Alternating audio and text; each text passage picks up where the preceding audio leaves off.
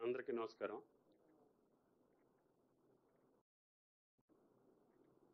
గౌరవనీయులు నా మిత్రులు భారతీయ జనతా పార్టీ పార్లమెంటు సభ్యులు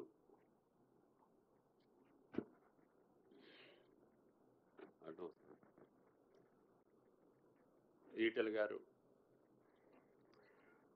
నిన్న కమిషన్కి ఇచ్చినటువంటి రిపోర్టు, ఆయన ఇచ్చినటువంటి వాన్మూలం కావచ్చు, ఆయన ఇచ్చినటువంటి ప్రకటన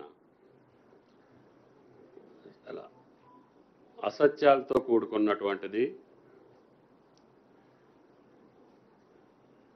అనాలోచితంగా ఇచ్చారా లేదు చాలా రోజులైంది కాబట్టి వేరే రకంగా ఇవ్వాల్సిన పరిస్థితులకు ఆయనకి ఏమైనా దాపురించినాయా,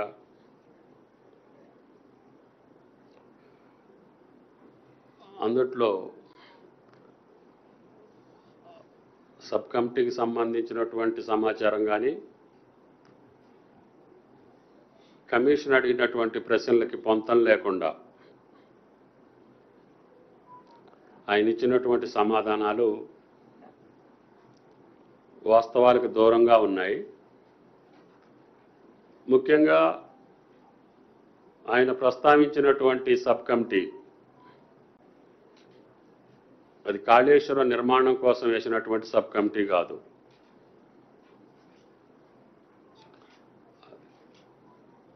అది మేడిగడ్డ శాంక్షన్స్ ఇచ్చిన తర్వాత 15 రోజులకి ఈ రాష్ట్రంలో ఉన్నటువంటి ఆన్గోయింగ్ ప్రాజెక్టుకి సంబంధించి అది దేవాదుల, కాంతాలపల్లి, ఫ్లడ్ఫో కెనాల్, ప్రాణహిత ఈ ప్రాజెక్టుల పనులు కొనసాగించాలి అంటే ఆ ఉన్నటువంటి ఎస్టిమేట్ రేట్స్కి ఆ కాంట్రాక్టర్లు పనులు చేస్తారా చేయరా, చేస్తానంటే ఏం చేయాలి, ఒకవేళ చెయ్యను అని అంటే ప్రభుత్వం ఏ నిర్ణయం చేయాలి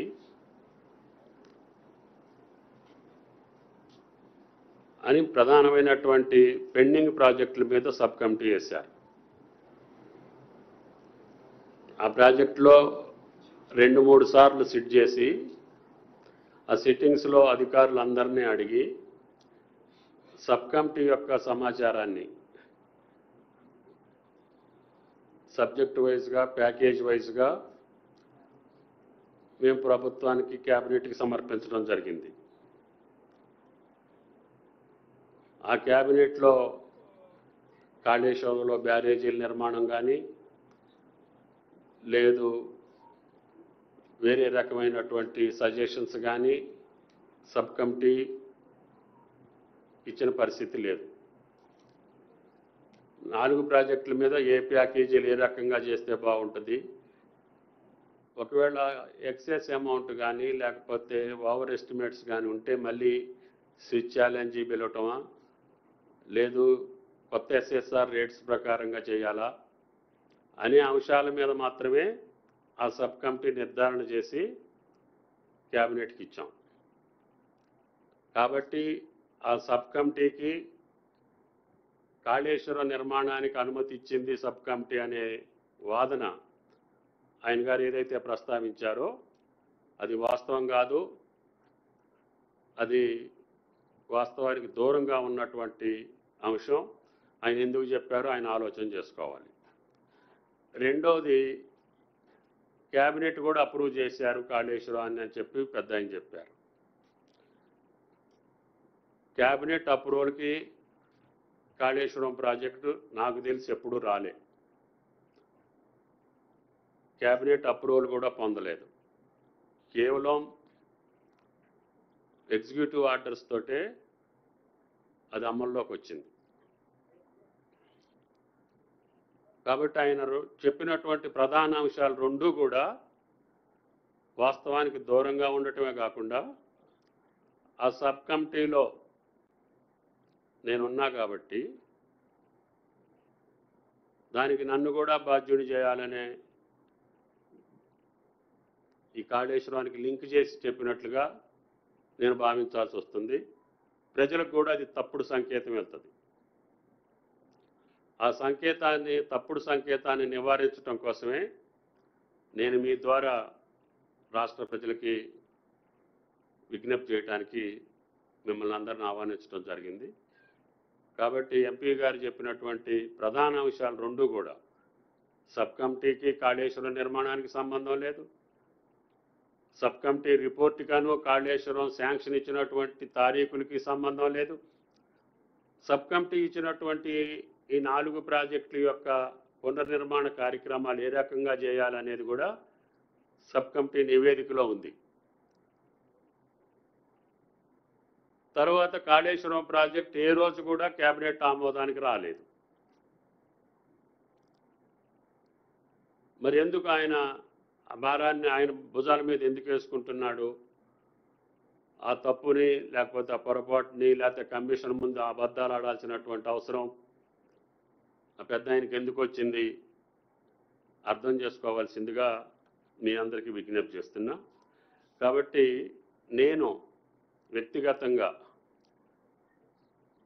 43 సంవత్సరాలుగా రాజకీయాల్లో ఒక పద్ధతితోటి, ఒక నిబద్ధతతోటి, ఒక నిజాయితీతోటి రాజకీయాలు నడుపుకుంటూ వస్తున్నా.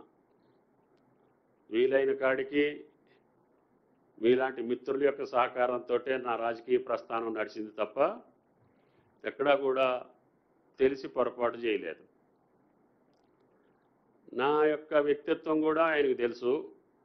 ఆయన కూడా నాకు 4-5 సంవత్సరాలుగా నేను ఆ క్యాబినెట్లో ఉన్నా కాబట్టి ఆయన పట్ల కూడా నాకు గౌరవం ఉంది. కానీ ఈ ప్రకటన చూసిన తర్వాత, కమిషన్కి ఆయన ఇచ్చినటువంటి సమాచారాన్ని చూసిన తర్వాత నాకు కొంత బాధ, కొంత అనుమానం, కొంత అవగాహన చేసుకోలేనటువంటి పరిస్థితి నాకు దాపురించింది. కాబట్టి ఎన్ని అసత్యాలు చెప్పాల్సినటువంటి అవసరం, ఇంత అవాస్తవాలు చెప్పాల్సినటువంటి అవసరం ఎంపీ గారికి ఎందుకు వచ్చిందో పునఃపరిశీలించుకోవాల్సినటువంటి అవసరం ఉంది. కాబట్టి నా దగ్గర ఆ కమిటీ, సబ్ కమిటీ ఫార్మేషన్ చేసిన జీవో ఉంది. తర్వాత వాళ్ళు శాంక్షన్స్ ఇచ్చినటువంటి ప్రాజెక్ట్స్ యొక్క డేట్స్ ఉన్నాయి. మేము ఇచ్చినటువంటి రికమెండేషన్స్ యొక్క రిపోర్ట్ కూడా ఉంది.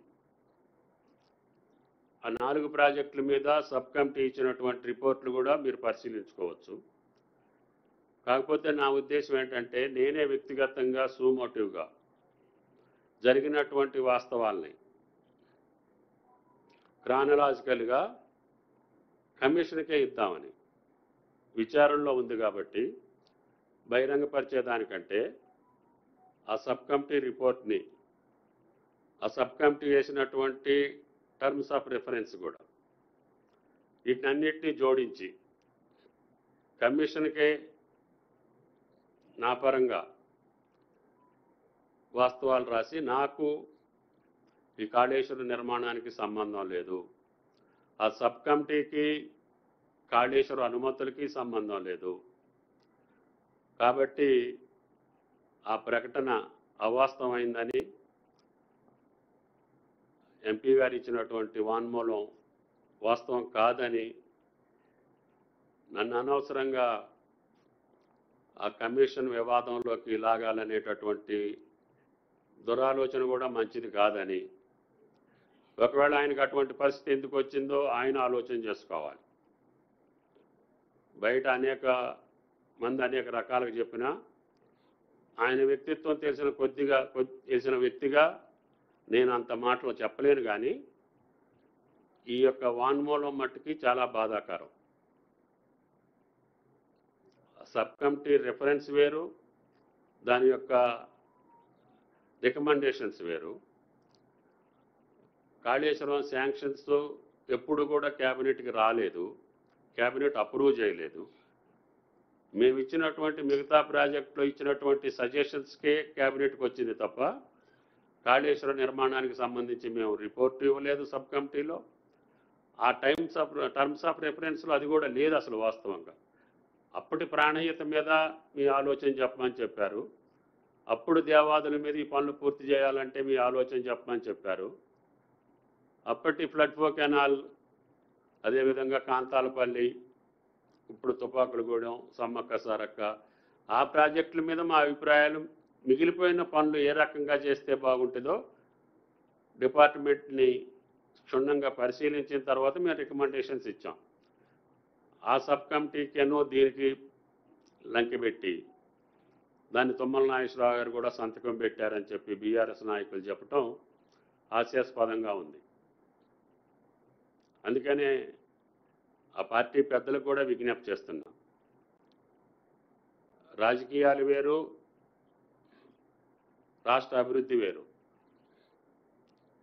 ఆనాడు రాష్ట్ర అభివృద్ధి కోసం ఆ పనులు ఎంత త్వరగా పూర్తి చేస్తే రాష్ట్రానికి లబ్ధి చేకూరుద్దో నాకున్నటువంటి చిన్న పరిజ్ఞానంతో ఆ రోజు ఇరిగేషన్ శాఖలో కూడా నేను అంతకుముందు ప్రభుత్వాలు కొద్ది రోజుల్లో ఉండే అవకాశం ఉంది కాబట్టి నాకు తెలిసిన కాడికి ఈ రాష్ట్ర ప్రజానీకానికి, రైతాంగానికి లాభం జరిగేటటువంటి సూచనలే చేశాం. అటువంటిది మీరు ఈ రకమైనటువంటి క్యాబినెట్కి రాకుండా క్యాబినెట్ అప్రూవ్ చేసింది అన్నీ కరెక్ట్గానే చేశాము, అందరిది ఉమ్మడి నిర్ణయం అని చెప్పేటటువంటి మాట కరెక్ట్ కాదు అని చెప్పి రాజేంద్ర గారికి, రాష్ట్ర ప్రజలకు కూడా విజ్ఞప్తి చేస్తున్నాం. కాబట్టి త్వరలోనే ఆ కమిటీ, సబ్ కమిటీ రెఫరెన్స్, మేము ఇచ్చినటువంటి రిపోర్టు, ఇంకా అవసరమైతే క్రానిలాజికల్గా ఏం జరిగిందో కూడా డేట్స్తో సహా, జీవోస్తో సహా, ఆనాటు ఫైనాన్స్ సెక్రటరీ గారు ఏం రాశారు, ఇరిగేషన్ ఏం రాసింది, మిగతా అన్నీ కూడా బహిర్గతం చేసే అవకాశం ఉంటుంది. కమిషన్ విచారణ జరుగుతుంది కాబట్టి నాకు సంబంధం లేదు. ఇది కేవలం రాజేంద్ర గారు చెప్పినటువంటి మాటలు సత్యదూరం అని చెప్పదలుచుకోవటానికి, అది క్లారిఫై చేయడానికి మాత్రమే, మీకు వివరణ ఇవ్వటం మాత్రమే ఈరోజు నా బాధ్యతగా భావిస్తున్నా. తర్వాత దీని మీద ఏదైనా అంశం వస్తే క్షుణ్ణంగా జీవోలతో సహా, ఆ యొక్క ఆర్డర్స్తో సహా ఎవరితోటైనా చర్చించడానికి నేను సిద్ధం. కాబట్టి దయచేసి పొంతం లేని ప్రకటనలు ఇచ్చి ఇంకా ప్రజలను మభ్యపెట్టో, ఇంకా రైతాంగానికి నష్టం చేసే కార్యక్రమాలను కొనసాగిస్తున్నాం. కేవలం సంవత్సరంన్నర కాలంలో వచ్చినటువంటి కాంగ్రెస్ పార్టీనో ప్రభుత్వాన్నో ఏదో బురద జల్లటానికే చేస్తున్నారని, ఇది ఏది కూడా కాంగ్రెస్ ప్రభుత్వంలో జరిగింది కాదు. శాంక్షన్స్ మీరే ఇచ్చారు, అప్పటికి క్యాబినెట్ అప్రూవల్ లేదు, రివైజ్డ్ మీరే చేశారు, ఎస్టిమేట్స్ మీరే చేశారు, పనులు మీరే చేశారు. ఆ పథకం కూడా నిరుపయోగం అని చెప్పి ఎన్డీఎస్ఏ ఆ ప్రభుత్వ కాలంలోనే చెప్పింది. లాస్ట్ 5 years టర్మ్లో కూడా నేను లేను. ఇవన్నీ జరిగినటువంటి నిత్య సత్యాలను కూడా ఇంకా ప్రజలను మభ్యపెట్టాలని చూస్తే ఎవరికైనా సాధ్యం కాదు. వాస్తవాలు కమిషన్ నిర్ధారణ చేస్తుంది. కమిషన్ రిపోర్ట్ ప్రకారంగా ఆయా సంస్థలు చర్యలు తీసుకుంటాయి తప్ప ఇటువంటి తప్పుడు ప్రకటనలతోటి మీరు ఇంకా ఎక్కువ రోజులు మభ్యపెట్టలేరని చెప్పి విజ్ఞప్తి చేస్తాను.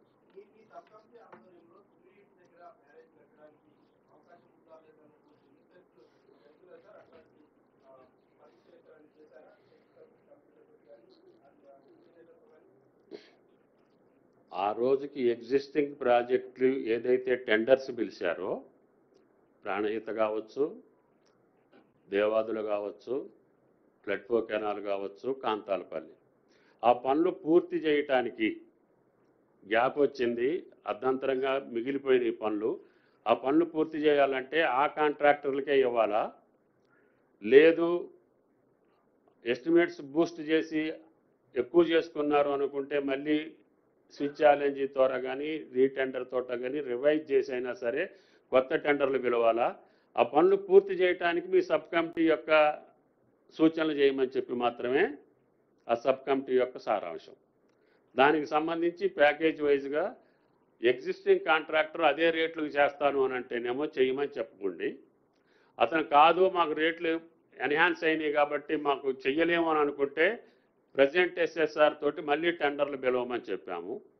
లేదు అబ్నార్మల్ చేంజెస్ ఉన్నాయి, లేకపోతే ఆ కార్యక్రమాన్ని వర్క్ని డివైడ్ చేసేదానికి అవకాశం లేదు అనుకుంటే దాన్ని ఏం చేయాలి?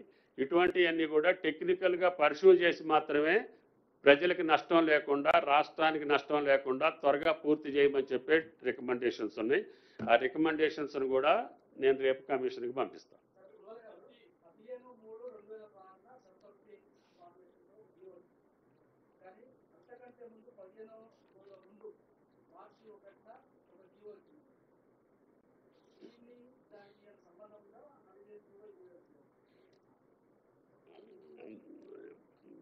ముందు వచ్చింది ఏం జీవో అని చెప్తున్నారు మీరు?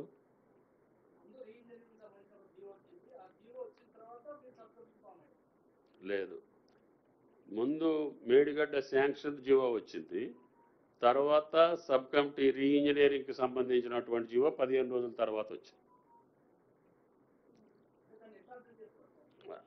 అది మీరు అర్థం చేసుకోవాలి, మీరు విశ్లేషించాలి.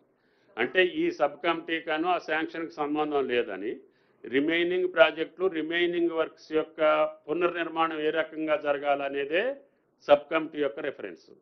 దానికి సంబంధించే మేము సజెషన్స్ ఇచ్చాం.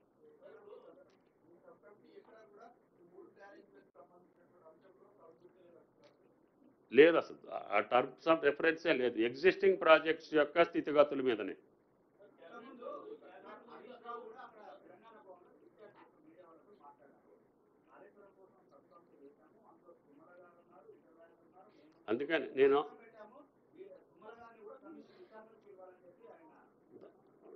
అందుకని ఆయన గారు ఇంకా అసత్యాలు మాట్లాడటానికి ప్రయత్నం చేస్తే ఇంకా అబద్ధాలు హరీష్ అవుతాడు.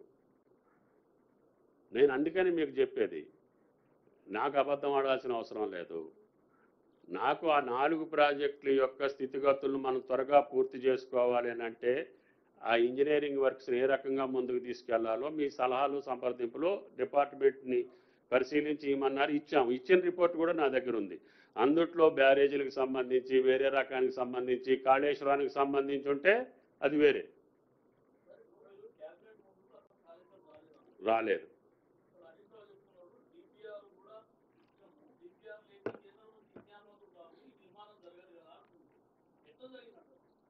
అందుకనే క్యాబినెట్కి వచ్చినట్టుగా ఏదన్నా ప్రూఫ్ ఉంటే గురువు గారిని ఇవ్వమని చెప్పండి.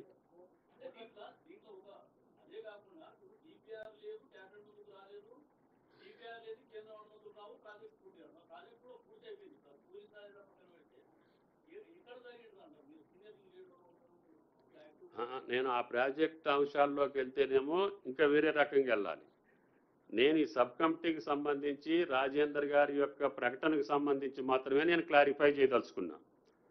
ఎందుకంటే కమిషన్ విచారణలో ఉంది కాబట్టి, కమిషన్ యొక్క విచారణలో ఉండగా నేను దాని మీద వేరే రకమైన ప్రకటన చేస్తే అది మంచిది కాదనేది నా పర్సనల్ ఉద్దేశం.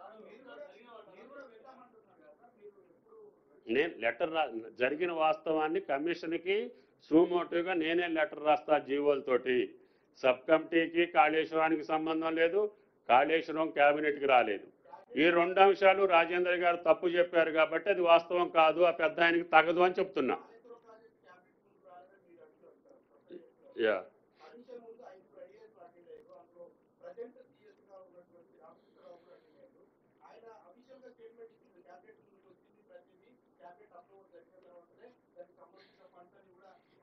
ఆయన గారు చెప్పింది నాకు సంబంధం లేదు. క్యాబినెట్కి వచ్చినట్టుగా ఆయన ఒక క్యాబినెట్ అప్రూవల్ ఇవ్వమనండి, లేకపోతే ఆయన రాసింది కూడా ఆ ఫైల్లో ఉంటుంది. కాబట్టి నేను కాళేశ్వరం ప్రాజెక్టు యొక్క వ్యవహారంలోకి నేను వెళ్ళదలుచుకోలేదు. నా సబ్ కమిటీకి సంబంధించి, నేనున్న సబ్ కమిటీకి సంబంధించి ఈ యొక్క ప్రకటన కరెక్ట్ కాదు రాజేంద్ర గారిది. దాని టర్మ్స్ ఆఫ్ రెఫరెన్స్ వేరు, ఆయన చెప్పింది వేరు. ఆయన అడిగింది కాళేశ్వరాన్ని గురించి. ఈ మిగతా ప్రాజెక్టుల యొక్క పునర్నిర్మాణ చేసినటువంటి సబ్ కమిటీ విషయాన్ని ఆయన కమిషన్ ముందు చెప్తున్నాడు.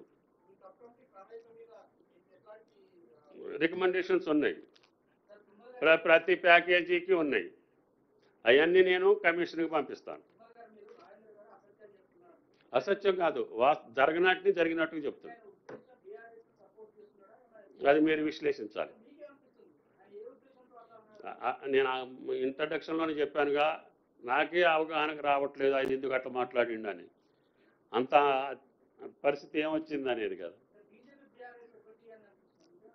మీకేమనిపిస్తుంది? అరే నాకు అవగాహన కాలేదని చెప్పాను, నేను అమాయకుడిని కాబట్టి. మీకు దాని బ్యాక్గ్రౌండ్ మీకేమనిపిస్తుంది?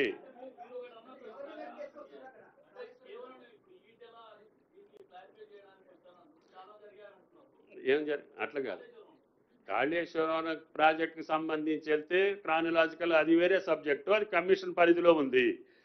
ఆయన నిన్నిచ్చినటువంటి వాన్మూలంలో నాకు సంబంధం లేని సబ్ కమిటీ అది అప్రూవ్ చేసినట్టుగా, అది క్యాబినెట్ అప్రూవ్ చేసినట్టుగా ఆ పెద్ద ఆయన చెప్పటం అనేది అసంబద్ధం, అవాస్తవం. అది ఎందుకు చెప్పారు అనేది ఆయన విశ్లేషించుకోవాలి, ఆయన ఆలోచించుకోవాలి. దాని కింద మీరు చెప్పేటటువంటి ఏమన్నా ఉంటే అది మీకు ఆయనకి తెలియాలి.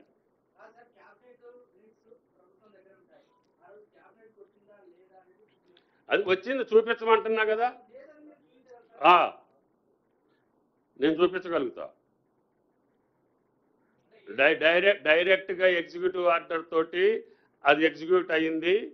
ఓన్లీ రివైజ్డ్ ఎస్టిమేట్స్ మాత్రం క్యాబినెట్కి వచ్చినాయి 3 సంవత్సరాల తర్వాత.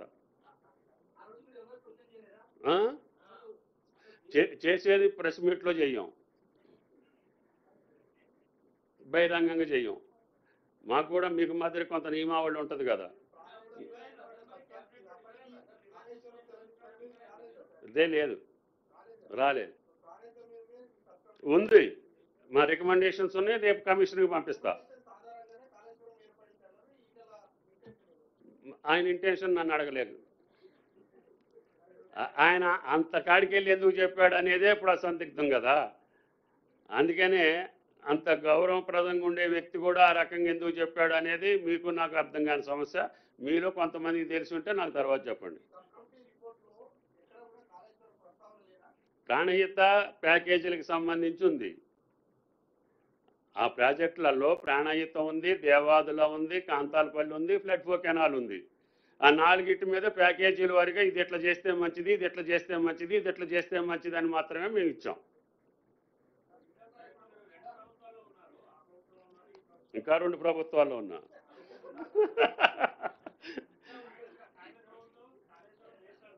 అమ్మా నేను దాని మీద ఏం మాట్లాడినని చెప్పానా? దాని మీద కమిషన్ రిపోర్ట్ తర్వాత ఏం చెప్పాలో, లేకపోతే ఆ సందర్భం వచ్చినప్పుడు ఏం చెప్పాలి. ఇది కేవలం రాజేంద్ర గారు ఇచ్చినటువంటి నా పేరు ప్రస్తావించి దీనికి సంబంధం లేనటువంటి సబ్ కమిటీని తీసుకొచ్చి దీనికి అంటగట్టాడు కాబట్టి, క్యాబినెట్కి రాని సబ్జెక్టు కూడా క్యాబినెట్లో అప్రూవ్ అయిందని చెప్పి పెద్ద అబద్ధం ఆడాడు కాబట్టి, ఆయన అంత అబద్ధం ఆడటానికి నాకు ఇప్పటికీ అర్థం కాక మీకు కూడా చెప్పలేకపోతున్నా. అంతేనా? మరి అసలు పెట్టకుండా ఎందుకు ఆడిండని.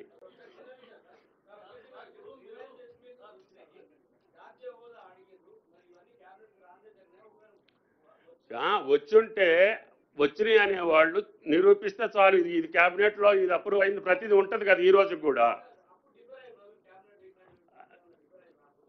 ఇంటర్నల్గా ఏది అవ్వాలో అన్నీ అయ్యాను.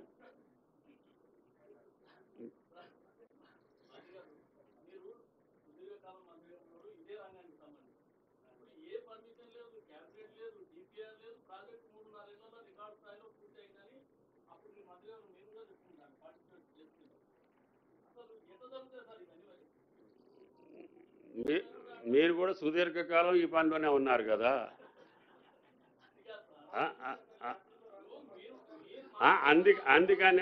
అందుకని నేను ప్రతిదానికి మేము చెప్పినటువంటి సబ్ కమిటీ రిపోర్ట్లోనే చెప్పాము. జరగని కాళేశ్వరం ప్రాజెక్ట్ యొక్క డిస్కషన్ వేరు, ఈ రాజేందర్ గారి యొక్క వాన్మూలం వేరు. అందుకనే రిలేటెడ్ కాని దాన్ని ఆయన రిలేటెడ్ చేశాడు కాబట్టి కరెక్ట్ కాదంటున్నా.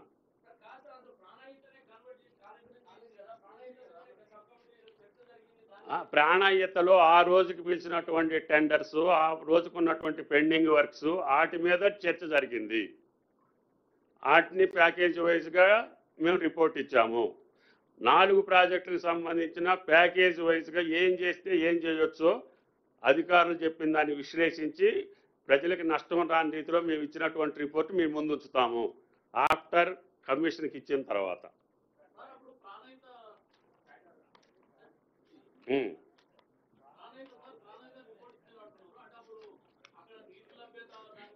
అన్నీ ఉన్నాయండి, లేవని ఎందుకు మీరు కంగారు పడతారు? అదే అప్పుడు బయట ఇప్పుడు నేను చెప్పను కూడా కదా ప్రెస్కి. ఇగో ఈ 2 జీవోలు ఇస్తాం ముందు, శాంక్షన్ ఇచ్చిన ఒకటి మా సబ్ కమిటీది ఇచ్చారు కదా, అవి 2 విశ్లేషించండి. క్యాబినెట్కి వచ్చినట్టుగా ఏదన్నా ఉంటే కాళేశ్వరానికి సంబంధించి క్యాబినెట్లో అప్రూవ్ అయిందని ఏదైనా ఉంటే వాళ్ళని సబ్మిట్ చేయమనండి, అప్పుడు ఆన్సర్ చేస్తా.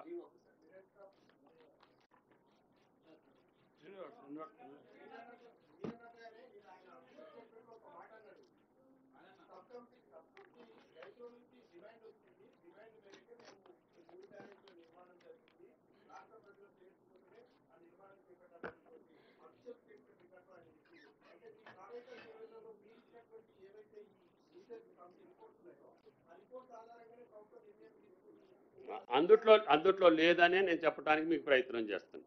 సబ్ కమిటీ రిపోర్ట్లో ఆ రైతుల ఒత్తిడి లేదు, బ్యారేజీల యొక్క అంశం లేదు. అందుకని నేను ఆయనది డిఫర్ అయ్యేది ఎక్కడంటే, సబ్ కమిటీ వేసింది ఎందుకు, మనం చెప్పింది ఏంటి, నువ్వు చెప్పేది ఏంటి? క్యాబినెట్కి రాని దాన్ని క్యాబినెట్ అప్రూవ్ చేసినావు అని నువ్వు ఎందుకు చెప్తున్నావు? దానికి కారణం ఏంటి, దాని వెనకేంటి, దాని ముందు జరగబోయేది ఏంటి, ఆ పెద్ద ఆయన చెప్పినట్టు రాసుకోండి. Thank you.